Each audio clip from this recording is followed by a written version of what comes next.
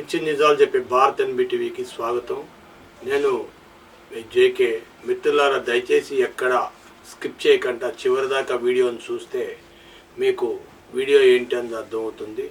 మీకు నచ్చిన వారు లైక్ చేయండి, సబ్స్క్రైబ్ చేసుకోండి.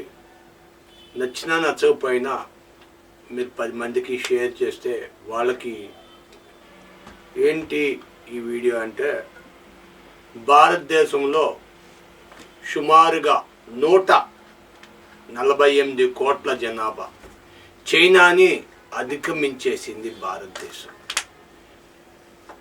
అట్లాంటి భారతదేశానికి తొలి ప్రధాని అయిన మోతీలాల్ నెహ్రూ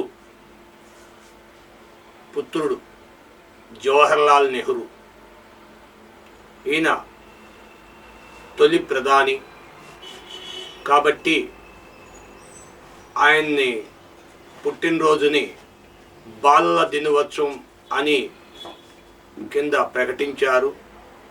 నవంబర్ 14 అంటే ఆ రోజున స్కూళ్ళల్లో ఎంతో ఆనందంగా పిల్లలకి ఆటలు పోటీలు పెట్టి అనేక రకమైన ప్రతిభలను బయటకు తీసేవారు ఒకానొక రోజుల్లో. నేడు ఆ స్కూళ్ళు ఏమైపోయాయి, ఆ విద్యాలయాలు ఏమైపోయాయి, మాయమైపోయాయి. ధనం ధనం ధనం జనం ధనం జనం ధనం ధనం జనం జనం ధనం అని కార్పొరేట్ స్కూళ్ళు సెక్టార్లు వచ్చేసినాయి. కార్పొరేట్ స్కూళ్ళు సువిశాలమైన భవనాలు తప్పితే సువిశాలమైన చెట్లు మైదానాల్లో నిర్వహించట్లేదు. విద్యాశాఖ కూడా పెద్దగా పట్టించుకుంటలేదు. కన్ను పక్కకు తోసేస్తున్నాయి, నాలికి విరిచేస్తున్నాయి. నేడు రేపటి పౌరులు, నేటి బాలలే రేపటి పౌరులని పేరుని మనకి సార్థకత చేసుకోవాల్సిన విద్యార్థులు బాల్యం ఎంతో విలువైంది. ఆ విలువని ఎవరూ గ్రహించటలేదు. వాళ్ళ సౌలభ్యాల కోసం తల్లిదండ్రులు సెల్ ఫోన్లు తయారు చేశారు. ఎవరో ఒక మహామూర్ఖుడు సెల్ ఫోన్ తయారు చేస్తే ఆ సెల్ ఫోన్ని పుట్టగానే బిడ్డకి పాటలు, ఆ రోజుల్లో జో సచ్చితానంద లాలి జో బజ్జో కన్న లాలి జో అని ఎంత చక్కగా ఆ పిల్లవాడికి జో కొడుతూ, ఎంత చక్కని మంచి మంచి కథలు చెబుతూ, మంచి మంచి పాటలు పాడిస్తూ, చాచా నెహ్రూ మన తాత అది అని, బాలల తాత బాపూజీ అని గాంధీ గారి మీద, అల్లూరి సీతారామరాజు, భగత్ సింగ్, ఇలా ప్రతి ఒక్కరి మీద వారికి కథలు చెప్పి, ఝాన్సీ లక్ష్మీబాయి ఇలా ఉంటుంది, రాముడు ఇలా ఉంటాడు, కృష్ణుడు అలా ఉంటాడు అని రకరకాలుగా చెప్పేవారు. కానీ ఈ రోజున మనుషులు ఒక కర్మాగారాల్లో తయారయ్యారు, ఒక మరబొమ్మల్లా తయారయ్యారు. తోటి దేశాలను చూసి సిగ్గుపడాల్సిన పరిస్థితి వస్తుంది. ఇక్కడ యువత అంతా విదేశాలకు వెళ్ళిపోతున్నారు, ఎగుమతి అయిపోతున్నారు. ఇక్కడ యువత విదేశాలకు ఎగుమతి అవుతున్నారు. విదేశాలలో అక్కడ నేర్చుకొని వచ్చిన పాశ్చాత్యక అలవాట్లు, చిన్న వయసులోనే మద్యం సేవించడం, మధుపానీయాలు సేవించడం, రకరకాలైన దీంతో బాలులు తన బాల్యాన్ని కోల్పోతున్నారు. అసలు పబ్లిక్లో ఆటలు అనేది మర్చిపోయారు. ఆటలన్నీ కేవలం ఈ సెల్ ఫోన్లోనే క్రికెట్లు, బెట్టింగులు, సెల్ ఫోన్లోనే కబడ్డీలు, సెల్ ఫోన్లోనే హాకీ బెట్టింగులు అన్నీ కూడా సెల్ ఫోన్లోనే. ఈవేళ ఈ సెల్ ఫోను ఒక మనిషి జోబులో డబ్బులు లేకపోయినా పర్వాలేదు, కానీ సెల్ ఫోన్ లేకపోతే కుదరదు అన్నట్టుగా అత్యంత నీచమైన ఉద్యోగం చేసే వాళ్ళు కూడా, అత్యంత తక్కువ సంపాదన కలిగిన అని చెప్పి కూడా వాళ్ళు కూడా ఇవాళ ఐఫోన్లు వాడుతున్నారు. ఏంటంటే దేనికయ్యా అంటే ఐఫోన్లు లోన్లో ఇస్తున్నారు. హీనాతిహీనంగా 10,000 15,000 సంపాదిస్తున్నారు ఒక్కొక్క వ్యక్తి. ఆ వ్యక్తి సంపాదించిన దాంట్లో ఒక 2,000 కడితే ఫోన్ ఇచ్చేస్తున్నారు. ఫోన్లు కంపెనీలు, ఫైనాన్స్ కంపెనీలు బాగుపడడం కోసం ఫోన్ల కంపెనీలు బాగుపరిచారు. దాంతో ఇప్పుడు అది పోయి వాహనాలు, 2 వీలర్స్ 4 వీలర్స్ లోన్ల మీద రావడం, వాళ్ళు తిరిగినన్ని రోజులు తిరగలేనప్పుడు ఎక్కడో చోట పెట్టేసి ఫైనాన్స్ కట్టక ఆ బళ్లను ఫైనాన్స్ కంపెనీలు స్వాధీనం చేసుకుంటున్నారు. మరి ఏమిటి, యువతరం అంతా గల్లంత అయిపోతుంది. కొంత యువతరం ఏమో విదేశాలకు ఎగుమతి అయిపోతుంది, కొంత యువతరం మద్యం బానిస అయిపోతున్నారు. ఈవేళ రోడ్ల మీద యాక్సిడెంట్లు ఇన్ని జరుగుతున్నాయంటే పిన్న వయసులోనే మద్యం సేవించడం. అందుకనే సుప్రీంకోర్టు ఒక కొత్త ఆర్డర్ని తీసుకొస్తుంది.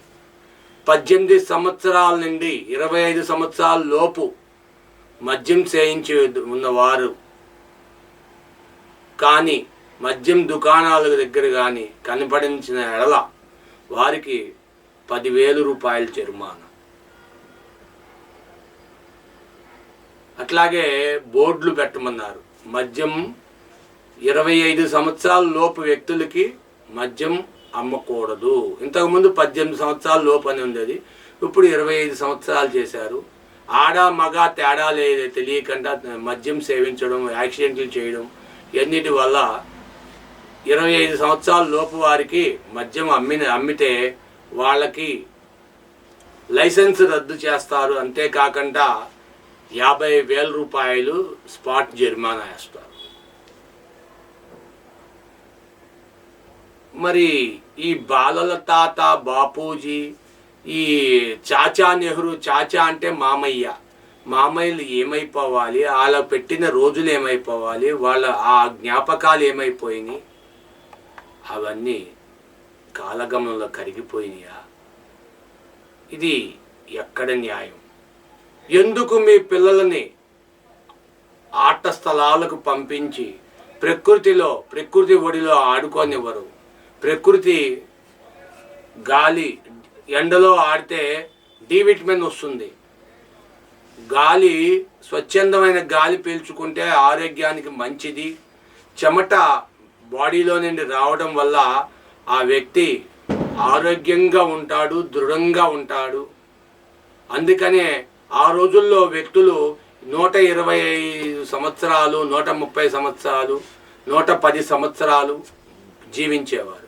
కానీ నేడు యువత 30 సంవత్సరాల నుండి కౌంట్ డౌన్ స్టార్ట్ అయిపోయింది. 30 సంవత్సరాలకే 100 సంవత్సరాల జీవితాన్ని అనుభవించేస్తున్నాడు. 100 సంవత్సరాల్లో చేయాల్సిన పనిని 30 వయసులో బతికి ఉంటే చేయాల్సిన పని 30 సంవత్సరాలకే ముగించేస్తున్నాడు. 30 సంవత్సరాల్లోనే మందు గిందు అన్నీ సేవించేస్తున్నాడు. కష్టాలు, ఫైనాన్సులు అన్ని కష్టాలు అనుభవించేస్తున్నాడు. అప్పటికే కాలేజీల్లో ప్రేమలో పడి ఆ కాలేజీలో ఆ ప్రేమల్లోనే వివాహాలు అయిపోయి, బాల్య వివాహాలని, అయ్యని మతాంతర వివాహాలని రకరకాలుగా యువత సర్వనాశనం అయిపోయి, ఏ దేశానికైనా యువతే ఎన్నెముక. భారత మాత తన విలువైన బిడ్డలను కోల్పోతుంది. నేడు భారత మాతకు తన విలువైన బిడ్డలను మరలా భారత మాత ఒడిలో చేర్చాలి. కాబట్టి మిత్రులారా, అమ్మలారా, అయ్యలారా, దయవుంచి మీ పిల్లలను ఆట స్థలాలలో ఆడుకోనివ్వండి. సెల్ ఫోన్లకు దూరంగా ఉంచండి. ఈ సెల్ ఫోన్ వల్ల మైండ్లో అనేక రకమైన సమస్యలు వస్తున్నాయి. ఇప్పుడు ఒలింపిక్స్ కానీ లేకంటే అదేంటి జెమినీస్ ఇవి కానీ అవన్నిటిలో క్రికెట్ కానీ హాకీ కానీ ఖోఖో కానీ కబడ్డీ కానీ ఎన్నో గేమ్స్ ఉన్నాయి. ఆ గేమ్స్ అన్నిటికీ అసలు కళ్ళు తుడుచుకోవాల్సిన పరిస్థితి వచ్చింది. హాకీయా అది ఎలాగ ఆడతారు? అవును నాకు తెలుసు, కానీ వీడు ఎప్పుడు ఆడలేదు, సెల్ ఫోన్లోనే ఆడుతున్నాడు. క్రికెట్ నాకు వచ్చు, కానీ బెట్టింగ్లు కాయడమే వచ్చు. వీడికి క్రికెట్ ఆడడం రాదు. తన విలువైన బాల్యాన్ని అనవసరంగా సెల్ ఫోన్ పెట్టిలో తాకట్టు పెట్టేస్తున్నారు. మాతా భిక్షాందేహి, మాతా భిక్షాందేహి, బాల్యం భిక్షాందేహి, ఆటలు భిక్షాందేహి. తల్లి నీ సౌలభ్యం కోసం ఎటువంటి పరిస్థితుల్లో సెల్ ఫోన్ ఇవ్వకమ్మా. దయవుంచి పిల్లవాడికి మంచి కథలు చెప్పమ్మా, మంచి ఆటలు చెప్పు, మంచి చరిత్రలు చెప్పు, మంచి జీవితాన్ని ప్రసాదించు. Mother is the first teacher of the child. తల్లియే మొదటి ఉపాధ్యాయురాలు. మాతృదేవో భవ, పితృదేవో భవ, ఆచార్య దేవో భవ, అతిథి దేవో భవ. అనేక రకంగా తల్లిని అగ్రపీఠం వేశారు. తల్లి నువ్వు ఇకనైనా కళ్ళు తెరువు. కళ్ళు తెరిచి తండ్రి ఇకనైనా కళ్ళు తెరిచి సెల్ ఫోన్లు ఇవ్వకంట బిడ్డని మరో చరిత్ర సృష్టించే చరిత్రకారుడిగా సృష్టించు. ఆటల పోటీలకు ఆడించు. జీవితాన్ని మధురమాన్ని తెలియజేయి. Thank you. దయచేసి ప్రతి ఒక్కరు కూడా ఈ వీడియోని 10 మందికి షేర్ చేయండి. చేయకపోతే మీరే లాస్ అవుతారు, బాధపడతారు. 10 మందికి షేర్ చేస్తే మీకు ఆ షేర్ చేసిన పుణ్యం కలుగుతుంది. 10 మంది ఆట ఆడిచిన పుణ్యం మీకు దొక్కుతుంది. Thank you for watching our channel. Thank you.